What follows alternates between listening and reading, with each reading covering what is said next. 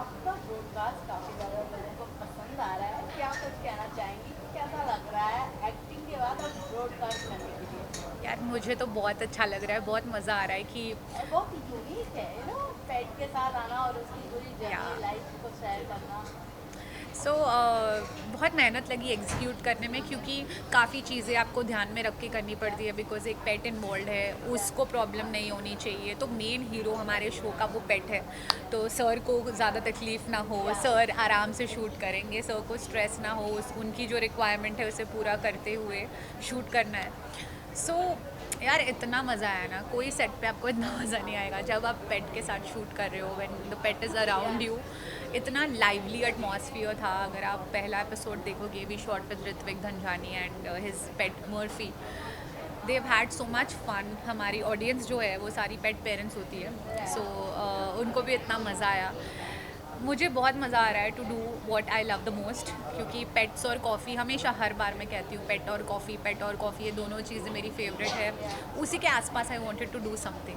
But acting career के बाद suddenly ये चूज़ करना, ये थॉट्स कहाँ से आए, कुछ बताना चाहें आप? तो एक्टिंग करियर के साथ ही कर रही हूँ, अभी भी एक्टिंग छोड़ूंगी नहीं मैं कभी भी राइट, लाइफ बट में। उसके साथ में एक दूसरे चीज़ों को हाँ, लेके चलना और बैलेंस करना हाँ, चैलेंजिंग रहता है। बहुत तो ज़्यादा। वो थॉट्स और चैलेंज कहाँ से शुरुआत होती तो है? मैं तो यार हमेशा से मुझे ऐसा लगता है कि कुछ मुश्किल ही करना है, क्योंकि आसान तो सभी कर रहे हैं, राइट। तो कुछ मुश्किल करते हैं, कुछ ऐसा चूज़ करते हैं जो यूनिक है।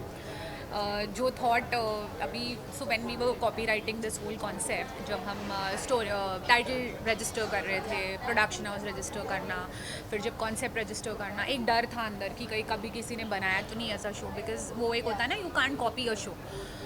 तो किसी ने नहीं किया था। मैंने कहा यार ये तो बहुत ही अच्छी बात हो गई कि nobody is done such a show. तो मैंने कहा यार अब तो इसको करना ही है, क्योंकि ये बहुत यूनिक है, डिफरेंट है, जो हमेशा से कुछ मुश्किल करना था। तो स्नेहा अब चलो टाइम आ गया, लेट्स डू समथिंग मुश्किल।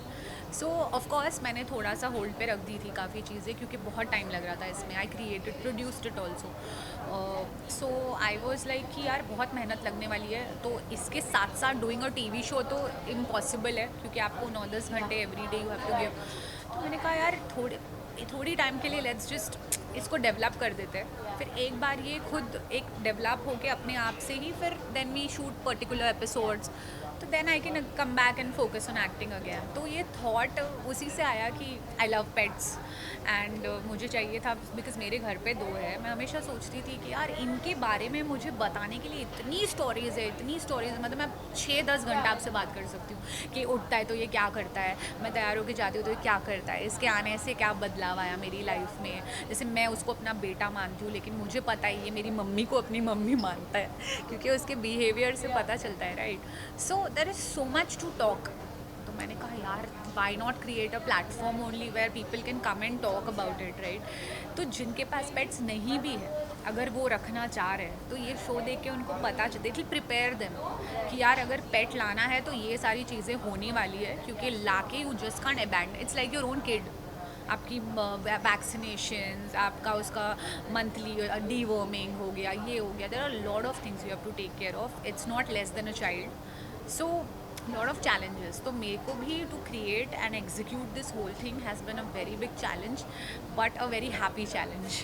हाँ, बड़े अच्छे लगते हैं जिस तरीके से आपका कैरेक्टर था आपकी सिस्टर के अकॉर्डिंग, बट उसमें अकॉर्डिंग तो बड़े अच्छे लगते हैं। उसके बाद भी जब प्रोजेक्ट काफ़ी ज़्यादा हाईलाइट भी हो रहे थे, आई थिंक बहुत सारे प्रोजेक्ट भी आपको आए होंगे सामने से, बट आपने कहीं ना कहीं हाँ, इस जर्नी को दिखाने के लिए आपने हाँ, इस जर्नी को थोड़ा डाउन कर दिया। यस। बट अगर मैं एज अ पेट लवर की बात करूँ, क्या कुछ उसकी होल लाइफ के बारे में आप दिखाते हो ना?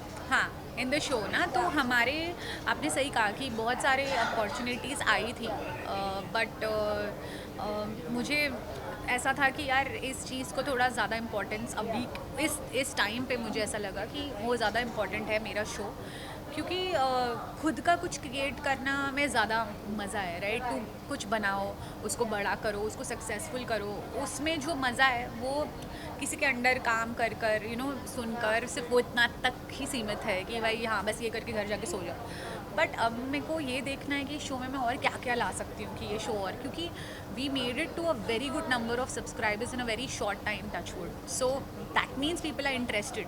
तो इससे मुझे पुश मिलता है कि नहीं, अब इस शो को मुझे और बहुत मेहनत करनी है, बिकॉज अब वो एक लेवल आया है, people are liking it in the first episode only, people have appreciated a lot. तो हमारी शो में हम ये बता रहे हैं कि जो भी celebrity, so it's going to be public figures, it's going to be politicians, cricketers, it can be any one who is made a difference in the society और in this world. So we going to show the bond between the human and the pet. अब होता है कभी कभी किसी ने adopt किया है किसी पेट को, तो उनकी जर्नी, वो बच्चे के साथ क्या हुआ था, उसके बाद वो बच्चे को जब ये घर लाए तो कैसे घर पे मम्मी पहले मना करती है, नहीं नहीं नहीं घर में या तो कुत्ता रहेगा या तो तू रहेगा, लेकिन उसके आते ही सब कैसे बदल जाता है कि पहले उसको पूछा जाता है बेटे तूने खाया ना, क्यों नहीं खाया अब तक, हमको सब भूल जाते हैं। ट्रस्ट में यही हो रहा है, मेरे घर पे भी ये होता है कि मेरी मॉम सबसे पहले इंपॉर्टेंस मावी को देती है कि यार वो बच्चे ने खाना नहीं खाते, कुछ शर्म नहीं आ रही हो, तू खाना खा रही है। So it becomes that way and how your life changes. अब जैसे मेरे खुद के लाइफ में मैं ज़्यादा रिस्पॉन्सिबल हो गई हूँ, जैसे हम लोग हमारी जो वेकेशंस होती है we plan according to our dog कि वहाँ पे डॉग अलाउ होना चाहिए, वो नहीं होगा तो हम भी नहीं जा रहे। सो हम लॉन्ग जर्नीज़ प्लान भी नहीं कर रहे इतने टाइम से कि उसको नहीं ले जा सकते। तो ये क्या क्या चैलेंजेस आती है विद योर पेट, जैसे see you have so much to talk about your mother, about your father, about your sister, brother, those bonds. So a pet parent also has a lot to talk about their pet. So that's what we want to show people. And we have segments where we have animal doctors, we have animal trainers. एक segment है जहाँ पे हम NGOs promote कर रहे हैं, dog NGOs, animal shelters, people who are supporting या काम कर रहे हैं stray dogs के लिए, क्योंकि अगर हम एक प्लेटफॉर्म क्रिएट कर रहे हैं तो it's not only for pets ना, it's for the whole animal community that. तो हमारे शो में पेट मतलब it's not just a dog और a cat, it can be an iguana, it can be a parrot, it can be a bird, it can be any pet, fish, horse ला नहीं सकते set पे but will go and shoot at the stable. So we want to पेट कोई भी हो सकता है। Television industry से आप निकली हुई हैं, तो अब तक कितने लोग आ गए, और जब स्टार्ट किया था आपने स्टार्टिंग में तो लोगों का रिएक्शन क्या था? तो अब तक तो टेलीविजन इंडस्ट्री से जो नेक्स्ट भी है हमारे, वो तो universe, I will say he is on TV, film, every like हर जगह पे is very popular. I can't tell you the name because I want you all to wait and watch. And then we are also getting stars from movies, Bollywood, so we gonna explore all kinds of industries. So yeah, they were very excited whenever you tell them the concept. So you know ऐसा है and we have to talk about your pet. They're like, oh my god, wow, we have so much to talk about our pet because they love their pets a lot.